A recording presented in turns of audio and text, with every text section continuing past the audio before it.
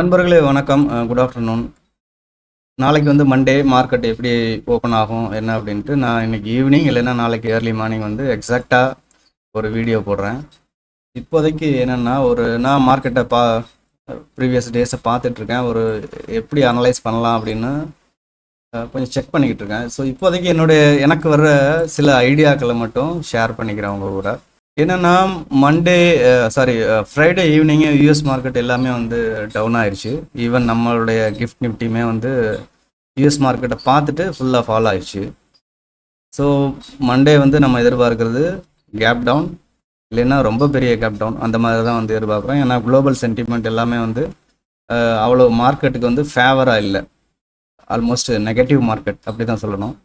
நான் last week எல்லாமே வந்து என்னுடைய மார்க்கெட் ரிப்போர்ட் எல்லாமே என்ன பண்ணேன் அப்படின்னா, மார்க்கெட் வந்து பாசிட்டிவாக தான் போகும், 23,500க்கு மேலே தான் வந்து போகணும் அப்படின்ற மாதிரி சொல்லியிருந்தேன். இப்போவும் வந்து நான் அந்த ஹோப்பை வந்து விடலை. எனக்கு வந்து இந்த நெகட்டிவ் எல்லாமே வந்து ஒரு டெம்பரரி நெகட்டிவ் சென்டிமெண்ட் மாதிரி தான் தெரியுது. அதுக்காக மண்டே வந்து கேப் அப் ஆகும் அந்த போகணும்னு எதிர்பார்க்கலாம். மண்டே வந்து மறந்துடுங்க. இனிமேல் வந்து மேலே போகிறதுக்கான ஒரு பார்டர் லைன் அப்படின்னா வந்து 23,400. சரியா, 23,400 வந்து ஒரு பெரிய ஸ்ட்ராங் ரெசிஸ்டன்ஸ் ஆயிடுச்சு. இதுக்கு மேலே போகாத வரைக்கும் நம்ம இப்போதைக்கு வந்து புல் மார்க்கெட் வந்து பாசிட்டிவ் சைடு, அதாவது லாங் போகலாம் அப்படின்றதே வந்து யோசிக்கவே தேவையில்லை. ஸோ மேலே வந்து நம்ம யோசிக்க வேண்டாம். அப்படின்னா இப்போ வந்து கீழே வந்து எப்படி இருக்குது அப்படின்னா 400 இஸ் அ ஃபைனல் லைன் அப்படின்றது எக்ஸாக்டாக வந்து சொல்லியாச்சு. ஏன்னா 23,400 வந்து ஒரு குரூஷியல் லைன். இங்கே தான் வந்து பாயிண்ட் ஆஃப் கண்ட்ரோலே இருக்குது. இதுக்கு மேலே வந்துட்டா வந்து எல்லா டிஐஎஸ் எல்லாருமே வந்து ரொம்ப அக்ரெசிவாக இறங்கி மார்க்கெட்டை மேலே எடுத்துகிட்டு போயிடுவாங்க. ஆனால் இது வந்து ஒரு பார்டர் லைன். ஓகே, இதை வந்து மறந்துடலாம். இப்போ நெகட்டிவ் சைடு வருவோம். மண்டே ஓப்பனிங் வந்து பிலோ ஆர் ஹியர் பிலோ இந்த மாதிரி ஓப்பன் ஆக போகுது. ஸோ இது ஓப்பன் ஆகி ஃபுல்லாக ஃபால் ஆயிருமா, இன்னும் கீழே போகுமா அப்படின்ற நிறைய பேருக்கு டவுட் இருக்குது. அதுக்காக வந்து ஒரு லைன் வந்து 23,100, இது வந்து நிறையா டேட்டாஸை யூஸ் பண்ணி வரைஞ்சி வச்சிருக்கிற லைன். இதுதான் வந்து ஃபைனல் 23,100. இது வந்து ஒரு ஃபைனல் லைன். இந்த லைனை வந்து கண்டிப்பாக சப்போர்ட் எடுக்கணும். அட்லீஸ்ட் இந்த லைனுக்கிட்ட வந்து டைம் ஸ்பெண்ட் பண்ணியாவது வந்து ரிவர்ஸ் ஆகணும். ரிவர்ஸ் ஆயிடுச்சு அப்படின்னா நியர் ஃப்யூச்சரில் நாம் நினைக்கிற மாதிரி கீழே வந்து ரொம்ப கீழே போகும் அப்படின்னு நம்ம பயப்பட தேவையில்லை. ஸோ 23,100 வந்துருச்சு, டச் ஆச்சு, லைட்டாக கீழே வந்தது, அப்புறம் வந்து மேலே போச்சு. இந்த மாதிரினா எதை நம்ம வந்து ஸ்ட்ராங்காக எடுத்துக்கலாம் அப்படின்னா வந்து 23,040 இருங்க, ஒரு லைனை ட்ரா பண்ணிடுறேன். 23,040. ஓகே, இந்த லைன் வரைக்கும் ஒரு பஃபர் கொடுக்கலாம். 23,100 ஸ்ட்ராங் லெவல். இன்கேஸ் இங்கே கீழே வந்தால் கூட இமீடியட்டாக வந்து 23,100க்கு மேலே போக ட்ரை பண்ணோம். இருந்தாலும் நம்ம 23,100 பிரேக் டவுன் ஆயிடுச்சா இல்லை பிரேக்கப் ஆயிடுச்சான்னு ஒரு கன்ஃபியூஸ்டான நம்ம யோசிப்போம் இல்லையா. உண்மையிலே இது வந்து ஆக்சுவலாக 23,100 கீழே வந்துருச்சு, இது என்ன பிரேக் டவுனா பிரேக்கப்பா அப்படின்னா வந்து ஃபைனல் ஆன்சர் வந்து 23,040. இது வந்து ஃபைனல். இதுக்கு கிராஸ் பண்ணிடுச்சுன்னா ரவுண்ட் நம்பர் 23,000 இருக்கு இல்லையா, இது வந்து 23,000 வந்து ஒரு மேட்டரே கிடையாது. கன்ஃபார்மாக பிரேக் டவுன் கீழே போயிடும். கீழே போச்சு அப்படின்னா லாங் டேர்முக்கு இன்வெஸ்ட் பண்ணணும் அப்படின்னு நினைக்கிறவங்க இருப்போம் இல்லையா. இன்கேஸ் இப்போ என்கிட்ட வந்து கொஞ்சம் பணம் இருக்குது, அந்த பணம் வந்து இன்னொரு 1 இயருக்கு வந்து எனக்கு தேவையில்லை. அட்லீஸ்ட் ஒரு 1 இயர் 1.5 இயருக்கு அந்த பணம் தேவையில்லை. அதை வந்து நான் இன்வெஸ்ட் பண்ணணும்னு நினைக்கிறேன்னா இந்த 23,040 இது கிராஸ் பண்ணி 23,000 வந்து மேட்டரே கிடையாது, கீழே தான் வந்துடும். தாராளமாக வந்து நம்மளுடைய இன்வெஸ்ட்மெண்ட்டாக வந்து பண்ணலாம்.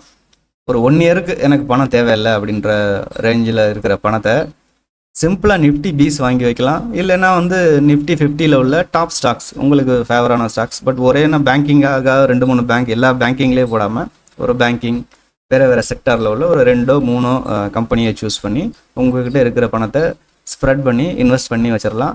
அதில் 1-2 ஹை ரிட்டர்ன் கொடுத்தாலும், ஒன்று கம்மியாக இருந்தாலும், ஆவரேஜ் கொடுத்தாலுமே ஆவரேஜ் வந்து பேங்க் எஃப்டி இருக்கு இல்லையா, ஃபிக்ஸ்ட் டெபாசிட்டோட ரிட்டர்ன், அதை விட வந்து கண்டிப்பாக ஒரு நல்ல ஒரு அட்லீஸ்ட் ஒரு டபுள் ரிட்டர்ன் ஆகுது கொடுக்கும். அதை விட ஒரு பெரிய ப்ளஸ் பாயிண்ட் என்ன அப்படின்னா, பேங்க்கில் நம்ம இன்வெஸ்ட் பண்ணும்போது அந்த 6-7% இன்ட்ரெஸ்ட் 1 இயர் நம்ம வெயிட் பண்ணணும். ஆனால் இந்த மாதிரி இன்வெஸ்ட் பண்ணுறதுல உள்ள ஒரு பெரிய ப்ளஸ் பாயிண்ட் என்னென்னா, இன்கேஸ் 23,100 கீழே வந்துருச்சு, நான் இன்வெஸ்ட் பண்ண தயாராகிட்டேன், நிஃப்டி பீஸ் வாங்கிட்டேன், இல்லை எனக்கு பிடிச்ச நிஃப்டி 50ல் உள்ள டாப் ஸ்டாக்ஸை ஒரு 2-3 ஸ்டாக்ஸோ வாங்கி வச்சுட்டேன் அப்படின்னா என்ன எதிர்பார்க்குறோம்? பேங்க் எஃப்டி மேக்ஸிமம் 6%, நம்ம எதிர்பார்க்குறது ஒரு 10% அந்த ரேஞ்சிலே வச்சுக்கோமே. இன்கேஸ் நமக்கு நம்மளுடைய டைம், அதாவது மார்க்கெட்டோட டைம் நல்லா இருந்ததுன்னா நாம் எதிர்பார்த்த 10% ரிட்டர்ன் 1 இயருக்கு வெயிட் பண்ணவே தேவையில்லை. அதுக்கு முன்னாலேயே 2-3 மந்த்ஸ்லேயே கிடைக்கிறதுக்கான சான்சஸ் இருக்குது. அப்போ நம்ம வந்து அதை எக்ஸிட் ஆகிட்டு அந்த பணத்தை எடுத்து மறுபடியும் பேங்க் எஃப்டியில் போட்டுடலாமே. ஸோ மண்டே இந்த 23,400க்கு மேலே இருக்கும்போது ஒரு ஹோப் இருக்குது, மறுபடியும் வந்து கால் சைடு நம்ம ட்ரேட் எடுக்கலாம் அப்படின்னு. 23,400க்கு மேலே போகிறதுக்கு சான்சஸ் ரொம்ப ரொம்ப கம்மி. பட் இந்த ஏரியாவில் இருக்கும்போது 23,100 பிரேக் டவுன் ஆயிடுச்சு அப்படின்னா வந்து கன்ஃபார்ம் அடுத்த கொஞ்ச நாளைக்கு நெகட்டிவ் தான், கொஞ்ச நாளைக்கு தான். அதுக்காக தான் வந்து லாங் டேர்ம் இன்வெஸ்ட்மெண்ட் இங்கே பண்ணணும் அப்படின்ற மாதிரி எனக்குள்ள உள்ள ஐடியா வந்து சொல்கிறேன்.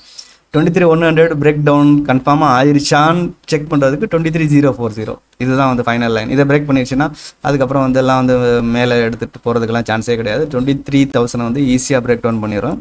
லாங் டேர்ம் நம்மக்கிட்ட வந்து ஒரு எக்ஸ்ட்ரா பணம் இருக்குது அப்படின்னா கன்ஃபார்மாக நம்ம இன்வெஸ்ட் பண்ணலாம். இன்வெஸ்ட் பண்ணிவிட்டு ஒரு டார்கெட், நம்மளா ஒரு டார்கெட் வச்சுக்கோங்க. நீங்கள் ஒரு டார்கெட் வச்சுக்கோங்க, ஒரு 10% இல்லை ஒரு 15%.